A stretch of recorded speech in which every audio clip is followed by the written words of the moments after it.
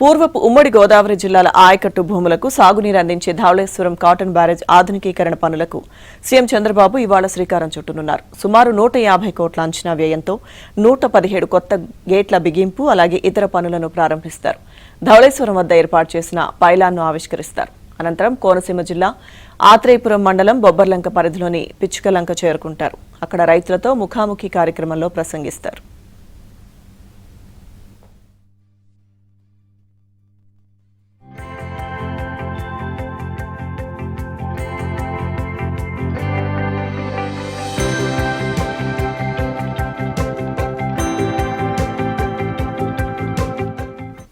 అనంతరం పోలవరం ప్రాజెక్టును సందర్శిస్తారు. ఏరియల్ సర్వే తర్వాత ప్రజల నుంచి అర్జీలు స్వీకరిస్తారు.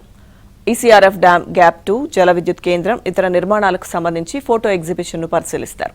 ఇక ఆ తర్వాత ప్రాజెక్టు కార్యాలయంలో ప్రాజెక్టు అధికారులతో సమీక్ష నిర్వహించి నిర్మాణాలపై దిశానిర్దేశం చేస్తారు.